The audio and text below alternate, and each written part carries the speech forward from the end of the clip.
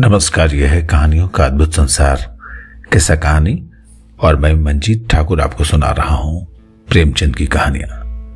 आज सुनिए उनकी एक कहानी जिसका शीर्षक है शांति। स्वर्गीय देवनाथ मेरे अभिन्न मित्रों में से थे। आज भी जब उनकी याद आती है तो वो रंगरेलियां आंखों में फिर जाती हैं और कहीं एकांत में जाकर जरा रो लेता हूं। हमारे बीच 200-250 मील का अंतर था। मैं लखनऊ में था, वो दिल्ली में। लेकिन शायद ही कोई महीना जाता हो कि हम आपस में न मिल पाते हों। वो स्वच्छंद प्रकृति के विनोद प्रिय, सहृदय, उदार और मित्रों पर प्राण देने वाले आदमी थे, जिन्होंने अपने और पराये में कभी भेद नहीं किया। संसार क्या है और यहां लौकिक व्यवहार का कैसा निर्वाह होता है, यह उस व्यक्ति ने कभी जानने की चेष्टा नहीं की। उनके जीवन में ऐसे कई अवसर आए जब उन्हें आगे के लिए होशियार हो जाना चाहिए था। मित्रों ने उनकी निष्कपटता के अनुचित लाभ उठाया और कई बार उन्हें लज्जित भी होना पड़ा। लेकिन उस भले आदमी ने जीवन से कोई सबक न लेने की कसम खा रखी थी। उनके व्यवहार जैसे के तैसे रहे। जैसे भोलानाथ जिए वैसे ही भोलानाथ मरे। जिस दुनिया में वो रहते थे वो निराली दुनिया थी। इसमें संदेह, चालाकी और कपट के लिए स्थान नहीं था। सब अपने थे, कोई गैर नहीं था। मैंने बार बार उन्हें सचेत करना चाहा, पर इसका परिणाम आशा के विरुद्ध हुआ। मुझे कभी कभी चिंता होती थी कि उन्होंने इसे बंद नहीं किया तो नतीजा क्या होगा। लेकिन विडंबना यह थी कि उनकी स्त्री गोपा भी कुछ उसी सांचे में ढली हुई थी। हमारी देवियों में जो एक चातुरी होती है, चालाकी होती है, जो सदैव ऐसे उड़ाऊ पुरुषों की असावधानियों पर ब्रेक का काम करती है, उससे वो वंचित थी। यहां तक कि गहना गुड़िया से भी उसे विशेष रुचि नहीं थी। इसलिए जब मुझे देवनाथ के स्वर्गारोहण का समाचार मिला और मैं भागा हुआ दिल्ली गया तो घर में बर्तन भाड़े और मकान के सिवा और कोई संपत्ति नहीं थी। और अभी उनकी उम्र ही क्या थी जो संचय की चिंता करते। 40 भी तो पूरे नहीं हुए थे। ऐसे तो लड़कपन उनके स्वभाव में ही था। लेकिन इस उम्र में प्रायः सभी लोग कुछ बेफिक्र रहते हैं। पहले एक लड़की हुई थी, इसके बाद 2 लड़के हुए। दोनों लड़के तो बचपन में ही दगा दे गए। लड़की बच रही थी और यही इस नाटक का सबसे करुण दृश्य था। जिस तरह का इनका जीवन था उसको देखते हुए छोटे से परिवार के लिए 200 रुपए महीने की जरूरत थी। 2-3 साल में लड़की का विवाह भी करना होगा। कैसे क्या होगा, मेरी बुद्धि कुछ काम ही नहीं करती थी। इस अवसर पर मुझे यह बहुमूल्य अनुभव हुआ कि जो लोग सेवा भाव रखते हैं और जो स्वार्थ सिद्धि को जीवन का लक्ष्य नहीं बनाते, उनके परिवार को आड़ देने वाले की कमी नहीं रहती। यह कोई नियम नहीं है, क्योंकि मैंने ऐसे लोगों को भी देखा है जिन्होंने जीवन में बहुतों के साथ अच्छे सलूक किए, पर उनके पीछे उनके बाल बच्चों की किसी ने बात तक नहीं पूछी। लेकिन चाहे कुछ हो, देवनाथ के मित्रों ने प्रशंसनीय औदार्य से काम लिया और गोपा के निर्वाह के लिए स्थायी धन जमा करने का प्रस्ताव किया। 2-1 सज्जन जो रणुए थे उससे विवाह करने के लिए तैयार थे। लेकिन गोपा ने भी उसी स्वाभिमान का परिचय दिया जो हमारी देवियों का जौहर है और इस प्रस्ताव को अस्वीकार कर दिया। मकान बहुत बड़ा था, उसका एक भाग किराए पर उठा दिया गया और इस तरह उन्हें 50 रुपए महीने के मिलने लगे। वो इतने में ही अपना निर्वाह कर लेगी। जो कुछ खर्च था वो सुन्नी की जात से था।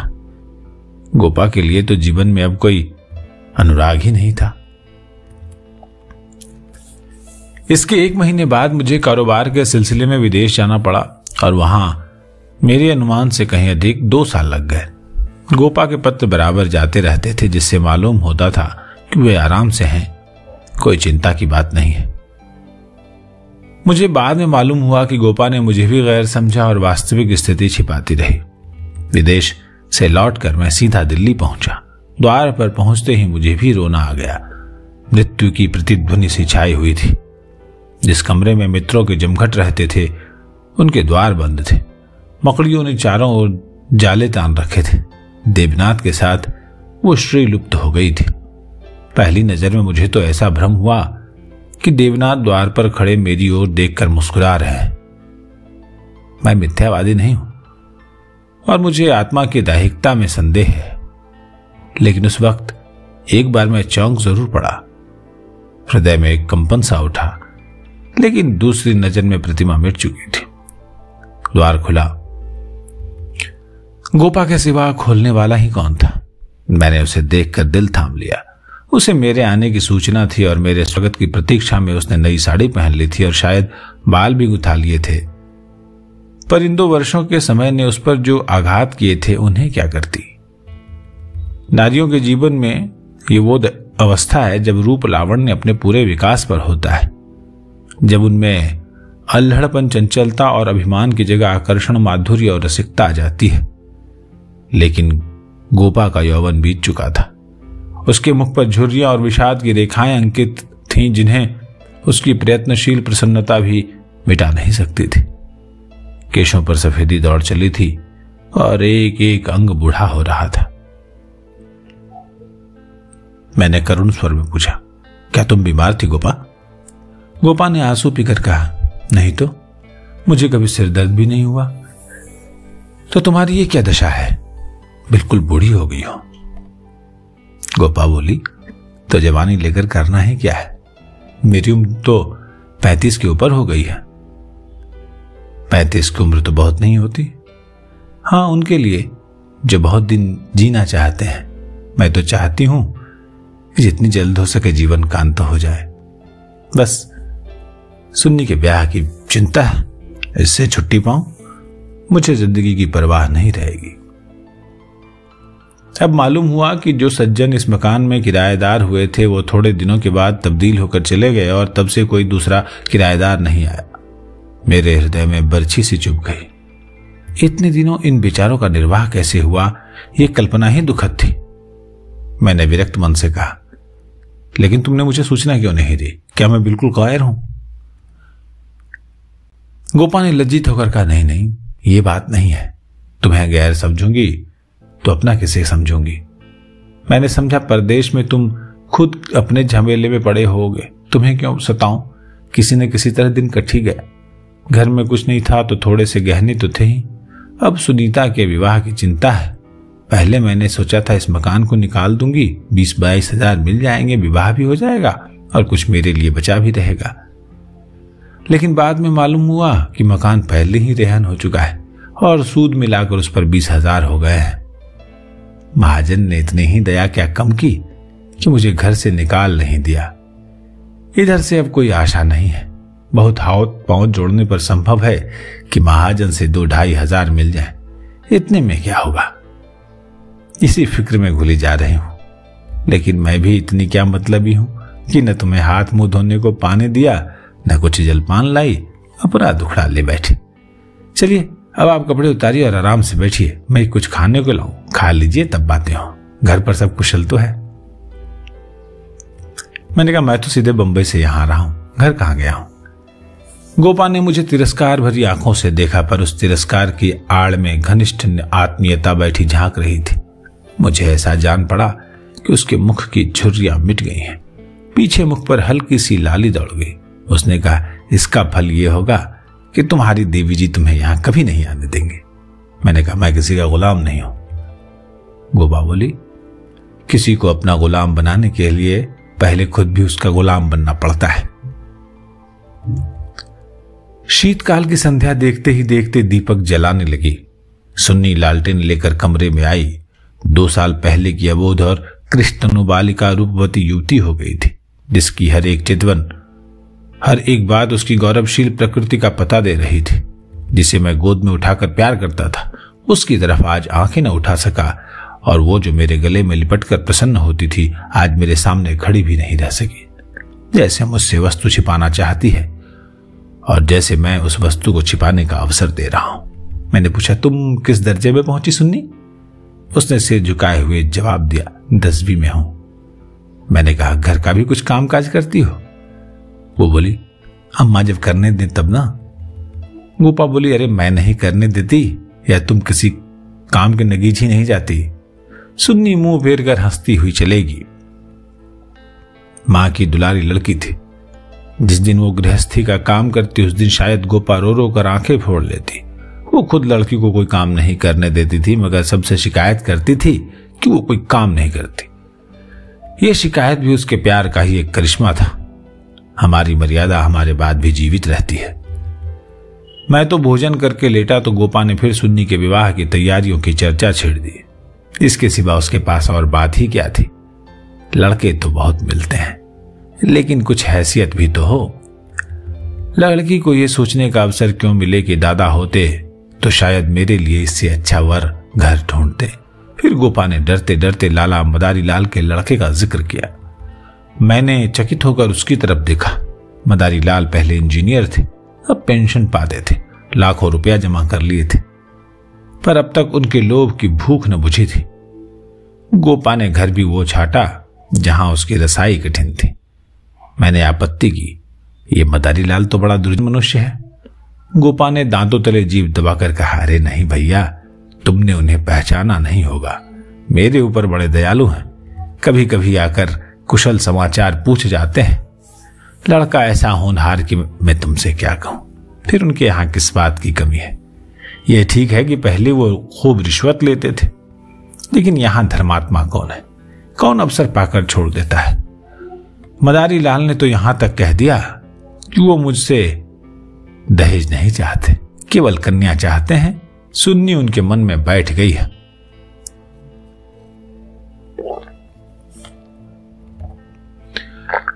मुझे गोपा की सरलता पर दया आई, लेकिन मैंने सोचा क्यों इसके मन में किसी के प्रति अविश्वास उत्पन्न करूं। संभव है मदारी लाल वो न रहे हों। चित्त की भावनाएं बदलती भी तो रहती हैं।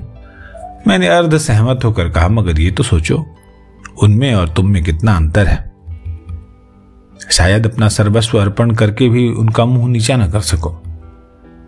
लेकिन गोपा के मन में बात जम गई थी।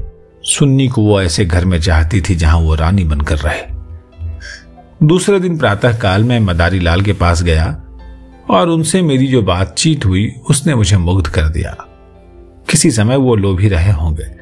इस समय तो मैंने उन्हें बहुत ही सहृदय, उदार और विनयशील पाया। मैंने बोला तो वो जवाब दिया उन्होंने कि भाई साहब, मैं देवनाथ जी से परिचित हूं, आदमियों में रत्न थे।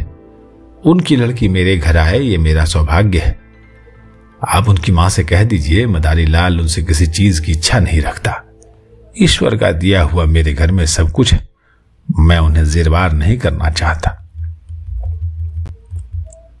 4 महीने गोपा ने विवाह की तैयारियों में काटे। मैं महीने में एक बार अवश्य उनसे मिल आता था, पर हर बार खिन्न होकर लौटता। गोपा ने अपनी कुल मर्यादा का न जाने कितना महान आदर्श अपने सामने रख लिया था। पगली इस भ्रम में पड़ी हुई थी कि उनका उत्साह नगर में अपनी यादगार छोड़ता जाएगा। ये नहीं जानती थी कि यहां ऐसे तमाशे रोज होते हैं और आए दिन भुला दिए जाते हैं। शायद वो संसार से जो श्रेय लेना चाहती थी कि इस गई बीती दशा में भी लुटा हुआ हाथी 9 लाख का है। पग पग पर उसे देवनाथ की याद आती। वो होती तो ये काम यूं होता, वो होता और तब फिर होती। मदारी लाल सज्जन है, ये सत्य है, लेकिन गोपा का अपनी कन्या के प्रति भी कुछ धर्म है। कौन उसके 10-5 लड़कियां बैठी हुई हैं, वो तो दिल खोल कर अरमान निकालेगी। सुन्नी के लिए उसने जितने गहने और जोड़े बनवाए थे, उन्हें देखकर मुझे आश्चर्य होता था। जब देखो कुछ न कुछ सी रही है, कभी सुनारों की दुकान पर बैठी हुई है, कभी मेहमानों के आदर सत्कार का आयोजन कर रही है। मोहल्ले में ऐसा विरला ही कोई संपन्न मनुष्य होगा जिससे उसने कुछ कर्ज न लिया हो। वो इसे कर्ज समझती थी, पर देने वाले दान समझकर देते थे। सारा मोहल्ला उसका सहायक था। सुन्नी अब मोहल्ले की लड़की थी। गोपा की इज्जत सबकी इज्जत है, और गोपा के लिए तो नींद और आराम हराम है। दर्द से सिर फटा जा रहा है। आधी रात हो गई, मगर वो बैठी कुछ न कुछ सी रही है, या इस कोठी का दान उस कोठी में कर रही है। कितने वात्सल्य से भरी आकांक्षा थी, जो कि देखने वालों में श्रद्धा उत्पन्न कर देती थी।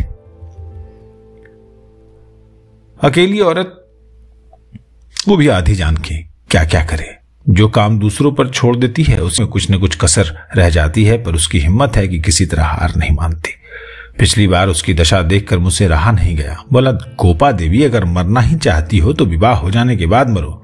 मुझे भय है कि तुम उसके पहले ही न चल दो। गोपा का मुरझाया हुआ मुख प्रमुदित हो उठा। बोली, उसकी चिंता न करो भैया, विधवा की आयु बहुत लंबी होती है। तुमने सुना नहीं, राण मरे न खंडहर ढहे। लेकिन मेरी कामना यही है कि सुन्नी का ठिकाना लगाकर मैं भी चल दूं। अब और जीकर क्या करूंगी सोचो। क्या करूं, अगर किसी तरह का विघ्न पड़ गया तो किसकी बदनामी होगी।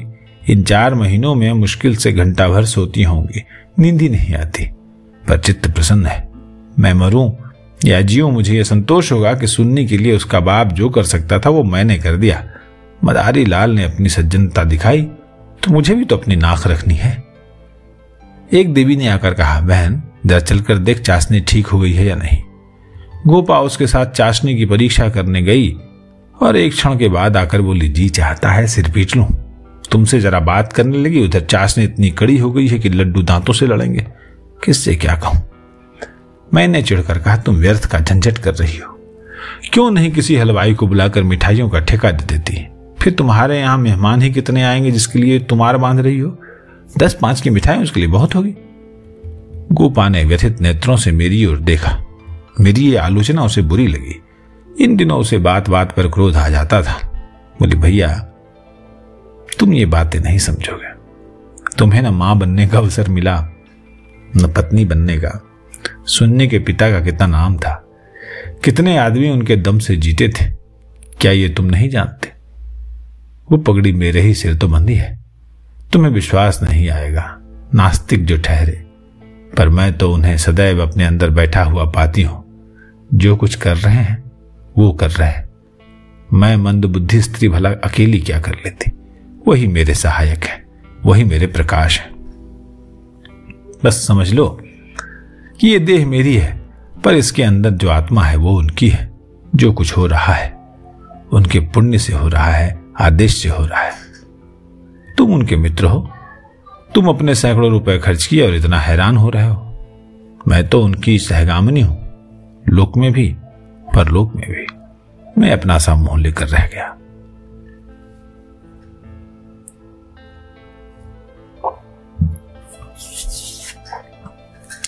जून में विवाह हो गया। गोपा ने बहुत कुछ दिया और अपनी हैसियत से बहुत ज्यादा दिया, लेकिन फिर भी उसे संतोष नहीं हुआ। आज सुन्नी के पिता होते तो जाने न क्या क्या करते, बराबर रोती रही।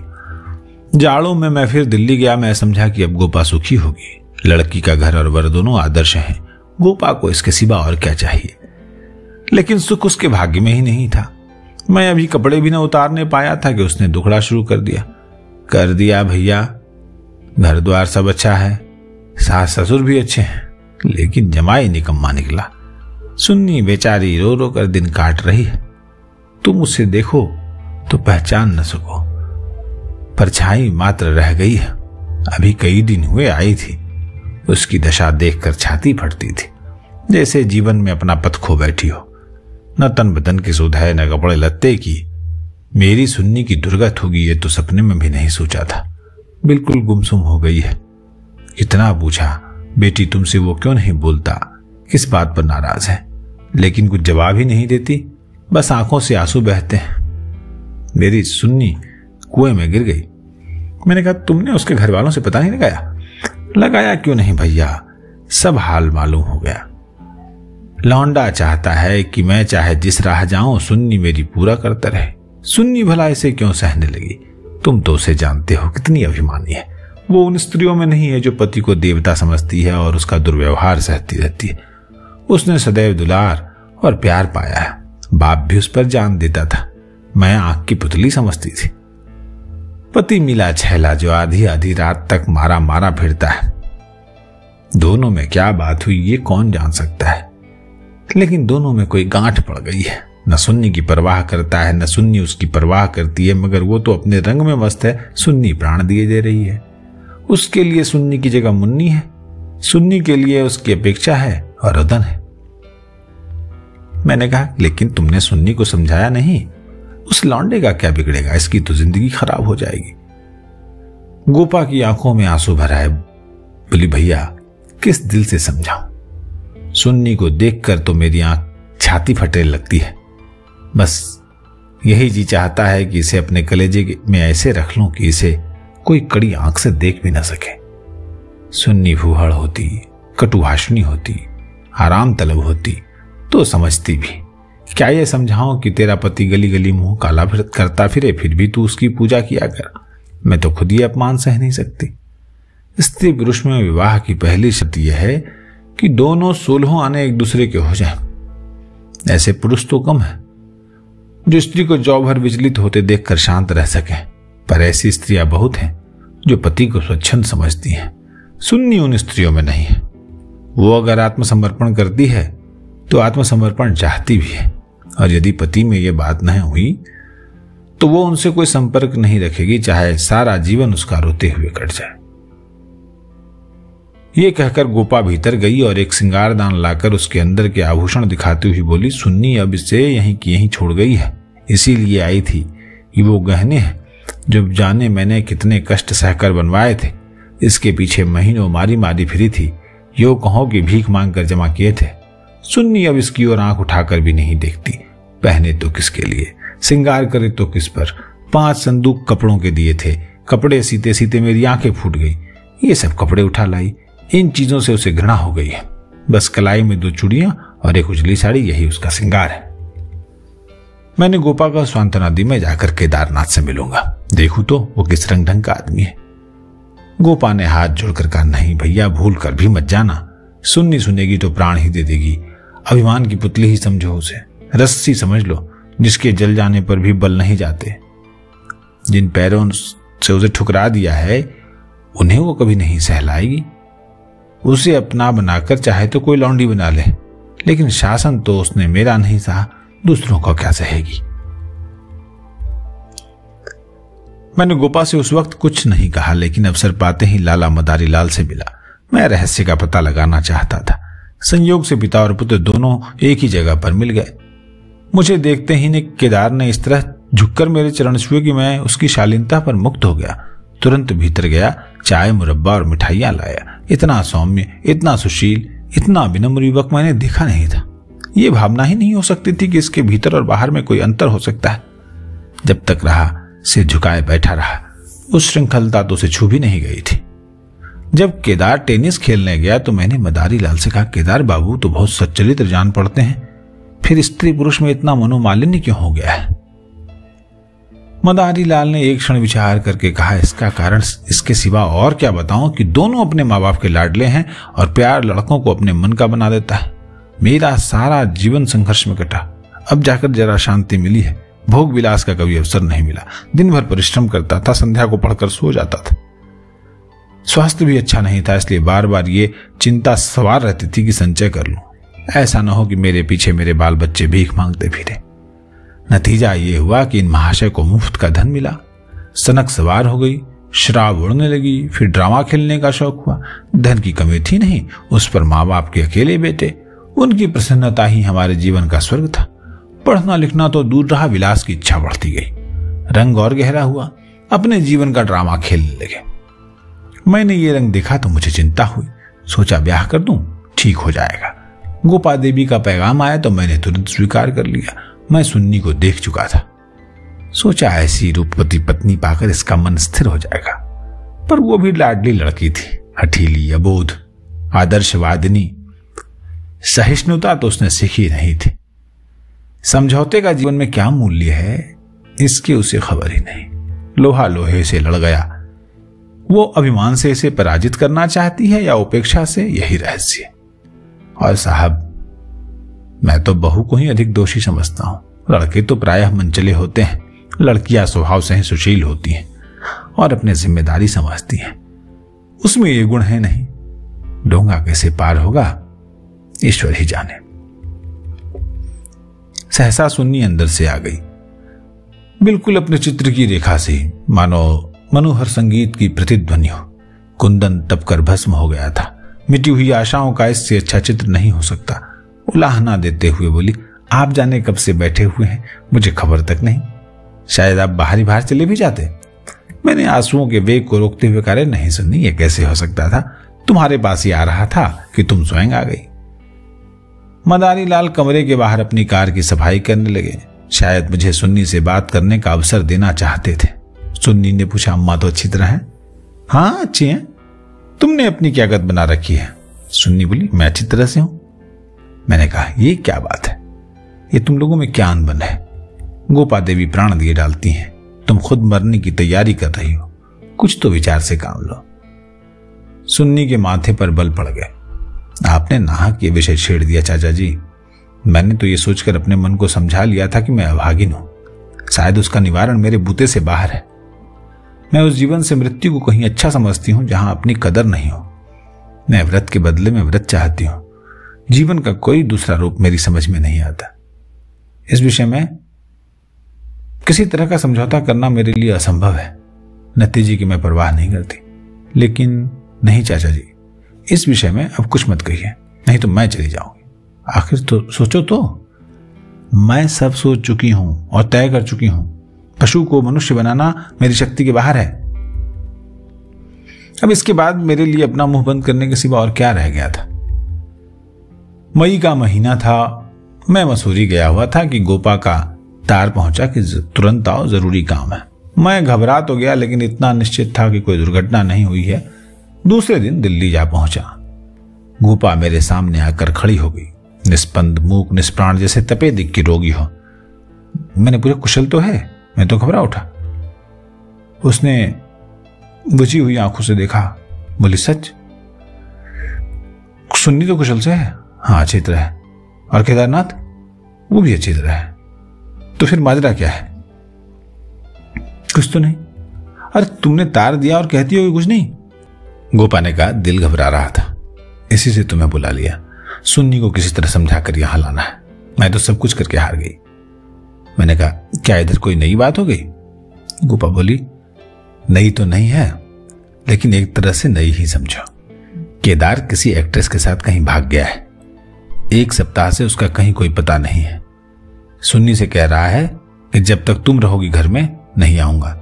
सारा घर सुन्नी का शत्रु हो रहा है, लेकिन वो वहां से टलने का नाम नहीं लेती है। सुना है केदार अपने बाप के दस्तखत बनाकर कई हजार के रुपए बैंक से ले गया है। मैंने पूछा, तुम सुन्नी से मिली थी? गोपा बोली, हां, 3 दिन से बराबर जा रही हूं। मैंने कहा, वो नहीं आना चाहती तो रहने क्यों नहीं देती? अरे वहां घुट घुट कर मर जाएगी। मैं उन्हीं पैरों लाला मदारी लाल के घर चला। हालांकि मैं जानता था कि सुन्नी किसी तरह नहीं आएगी, मगर वहां पहुंचा तो देखा कोहराम मचा हुआ है। मेरा कलेजा धक से रह गया। वहां तो अर्थी सज रही थी। मोहल्ले के सैकड़ों आदमी जमा थे। घर में से हाय हाय की क्रंदन ध्वनि आ रही थी। ये सुन्नी का शब्द था। मदारी लाल मुझे देखते ही मुझसे उन्मत्त की भांति लिपट गए और बोले, भाई साहब, मैं तो लुट गया। लड़का भी गया, बहू भी गई, जिंदगी ही गारत हो गई। मालूम हुआ कि जब से केदार गायब हो गया था, सुन्नी और भी ज्यादा उदास रहने लगी थी। उसने उसी दिन अपनी चूड़ियां तोड़ डाली थी और मांग का सिंदूर पोंछ डाला था। सास ने जब आपत्ति की तो उनको अपशब्द कहे। मदारी लाल ने समझाना चाहा तो उन्हें भी जली कटी सुनाई। ऐसा अनुमान होता था उन्माद हो गया है। लोगों ने उससे बोलना छोड़ दिया था। आज प्रातःकाल यमुना स्नान करने गई थी। अंधेरा था, सारा घर सो रहा था, किसी को नहीं जगाया। जब दिन चढ़ाया और बहू घर में नहीं मिली तो उसकी तलाश होने लगी। दोपहर को पता लगा कि यमुना गई है। लोग उधर भागे, वहां उसकी लाश मिल गई। पुलिस आई, शव की परीक्षा हुई, अब जाकर शव मिला है। मैं कलेजा थाम कर बैठ गया। हाय, अभी थोड़े दिन पहले जो सुंदरी पालकी पर सवार होकर आई थी, आज वो 4 के कंधे पर जा रही है। मैं अर्थी के साथ हो लिया। वहां से लौटा तो रात के 10 बज गए थे। मेरे पांव कांप रहे थे। मालूम नहीं ये खबर पाकर गोपा की क्या दशा होगी। प्राणांत न हो जाए, मुझे यही भय हो रहा था। सुन्नी उसकी प्राण थी, उसकी जीवन का केंद्र थी। उस दुखिया के उद्यान में यही पौधा बन रहा था। उसे वह हृदय रक्त से सींच सींच कर पाल रही थी। उसके वसंत का सुनहरा स्वप्न ही उसका जीवन था। उसमें कोपलें निकलेंगी, फूल खिलेंगे, फल लगेंगे, चिड़िया उसकी डाली पर बैठकर अपने सुहाने राग गाएंगी। किंतु आज निष्ठुर नियति ने उस जीवन सूत्र को उखाड़कर फेंक दिया और अब उसके जीवन का कोई आधार नहीं था। वो बिंदु ही आकर मिट गया था जिस पर जीवन की सारी रेखाएं आकर एकत्र हो जाती थी। दिल को दोनों हाथों से थामे मैंने जंजीर खटखटाई। गोपा एक लालटेन लिए निकली। मैंने गोपा के मुख पर एक नए आनंद की झलक देखी।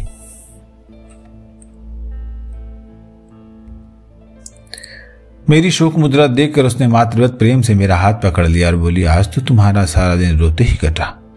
अर्थी के साथ बहुत से आदमी रहे होंगे। मेरे जी में भी आया कि चलकर सुन्नी के अंतिम दर्शन कर लूं, लेकिन मैंने सोचा जब सुन्नी ही नहीं रही तो उसकी लाश में क्या रखा है। नहीं गई। मैं विस्मय से गोपा का मुंह देखने लगा तो इसे यह शोक समाचार मिल चुका है, वो भी शांति और अविचल धैर्य। बोला, अच्छा किया नहीं गई, रोना ही तो था। हाँ और क्या, रोई यहां भी, लेकिन तुमसे सच कहती हूं दिल से नहीं रोई। न जाने कैसे आंसू निकल आए। मुझे तो सुन्नी की मौत से प्रसन्नता हुई। दुखिया अपनी मान मर्यादा लिए संसार से विदा हो गई, नहीं तो जाने क्या क्या देखना पड़ता। इसलिए और भी प्रसन्न हूं कि उसने अपनी आन निभा दी। स्त्री के जीवन में प्यार न मिले तो उसका अंत हो जाना ही अच्छा। तुमने सुन्नी की मुद्रा देखी थी? लोग कहते हैं कि ऐसा जान पड़ता था कि मुस्कुरा रही है। मेरी सुन्नी सचमुच देवी थी। भैया, आदमी इसलिए थोड़ी ही जीता रहता है कि रोता रहे। जब मालूम हो गया कि जीवन में दुख के सिवा कुछ नहीं है तो आदमी जीकर क्या करे, किस लिए जिए? खाने और सोने और मर जाने के लिए? मैं ये नहीं चाहती कि मुझे सुन्नी की याद न आए और उसे याद करके रोऊंगी नहीं, लेकिन वो शोक के आंसू नहीं होंगे। बहादुर बेटे की मां उसकी वीर गति पर प्रसन्न होती है। सुन्नी की मौत में क्या कुछ कम गौरव है? मैं आंसू बहाकर उस गौरव का अनादर कैसे करूं? वो जानती है, और चाहे सारा संसार उसकी निंदा करे, उसकी माता सराहना ही करेगी। उसकी आत्मा से यह आनंद भी छीन लूं। लेकिन अब रात ज्यादा हो गई है, ऊपर जाकर सो रहो। मैंने तुम्हारी चारपाई बिछा दी है, मगर देखो अकेले पड़े पड़े रोना नहीं। सुन्नी ने वही किया जो उसे करना चाहिए था। उसके पिता होते तो आज सुन्नी की प्रतिमा बनाकर पूजते। मैं ऊपर जाकर लेट गया तो मेरे दिल का बोझ बहुत हल्का हो गया था, किंतु रह रहकर यह संदेह हो जाता कि गोपा की यह शांति उसकी अपार व्यथा का रूप ही तो नहीं। ये मार्मिक कथा प्रेमचंद की कहानी है। बहुत ज्यादा लोगों ने इसे उस तरह से पॉपुलर नहीं किया है जैसे बाकी कहानियां हैं, लेकिन बहुत ही मार्मिक कहानी है। सुन रहे हैं आप किस्सा कहानी चैनल। अच्छा लगा हो तो सब्सक्राइब करें। आवाज आप सुन रहे थे मंजीत ठाकुर की। नमस्कार।